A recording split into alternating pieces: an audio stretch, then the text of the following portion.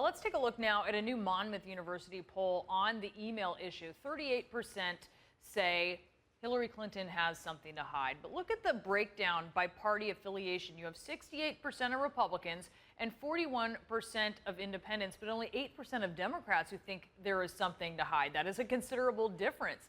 The emails are connected to the investigation into Benghazi. Earlier, I spoke with Congressman Trey Gowdy. He's the chairman of the House Select Committee on Benghazi. Chairman Gowdy, I want to get your reaction to the decision by the former Secretary of State Hillary Clinton to turn over her private email server to the Justice Department. What do you think about this? About damn time was my initial reaction. We asked her in March to turn that server over to a neutral, detached, independent arbiter like the Inspector General. I can't help but smile at the notion that somebody is voluntarily turning something over to the FBI. They generally don't ask. They generally tell you to do so, and I doubt very seriously that they ask her to turn her server over. If they have jurisdiction, they don't need to ask. They just go get it. Hillary Clinton this week certified under penalty of perjury that she has turned over all of the emails related to her time at the State Department.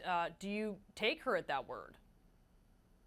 Well, I read that statement, and it's easier to read Egyptian hieroglyphics than it is to parse the words that her lawyer wrote in that statement. Whenever you see the phrase "on information and belief," that should be a blinking red light for you to be suspicious of it. So explain, what do you mean? But when it says that on information and belief, she believes this to be true, or this is true. So explain Brianna, to me, with the legal perspective here, explain to me your concerns about that. I'll be happy to. Did she go through the emails? Of the 60,000 emails, did she go through each one of them and separate them personal versus public record? No, her attorney did it.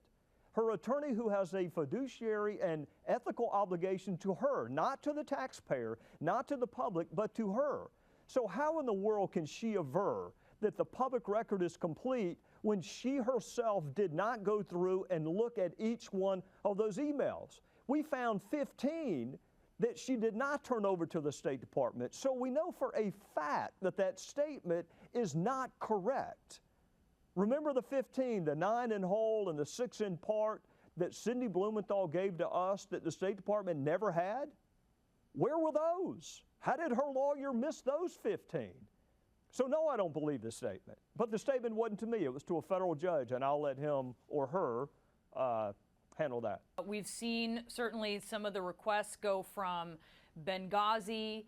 There seems to be a concern now about Libya really in general, beginning with the invasion by the U.S. and its allies. Is the committee expanding its purpose to include Clinton's email practices, or just as they pertain to these other issues that you're interested in? Just as it pertains to making sure that the public record is complete with respect to Libya and Benghazi. I have no jurisdiction over Bolivia or Paraguay or what used to be Somalia. I'm not interested in bridesmaids' dresses or yoga routines. None of that is, first of all, not my business. Second of all, it's not my jurisdiction. But I am entitled to every document that relates to Libya and Benghazi and what our policy was in Libya, and whether anti-Western sentiment contributed to the attack or whether it was a spontaneous reaction to a video, as we were told at one point. I'm entitled to all of those records. And how in the world we can be assured that the public record is complete, given this email arrangement that she had with herself, as curious as it was, that's going to be the challenge. I asked you that because a lot of Democrats who support Hillary Clinton look at the committee and they say there's been mission creep on the goal of your committee. What do you say to that?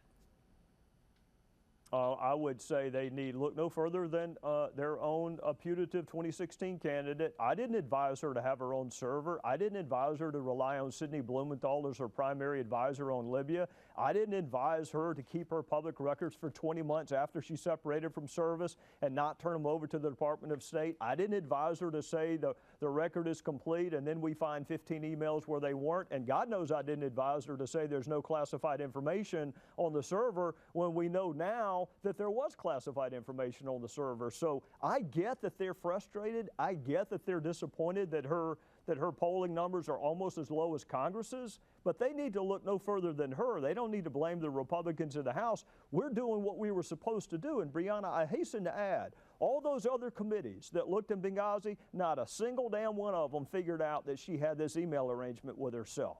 So those investigations must not have been as thorough as we were led to believe.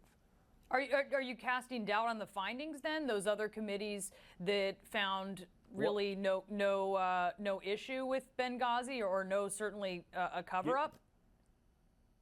Give me a finding. Well, those are two separate things. Give me a finding that you think a previous committee found, and then tell me whether or not they talked to every eyewitness who would have access to information, because I can tell you they didn't. We have talked to 34 witnesses who have firsthand knowledge that no other committee talked to. So how in the world could the previous investigations be complete when you're not talking to eyewitnesses, you're not accessing the documents, and you haven't even bothered to talk to the Secretary of State who was in charge at the time? How that is a complete, thorough investigation in Benghazi, it would be laughed out of court, and it ought to be laughed out of the court of public opinion. But you're raising questions about Republican findings too, right? So that just proves how bipartisan I am, Brianna. Yes, Republicans can run slipshod investigations just like anyone else can.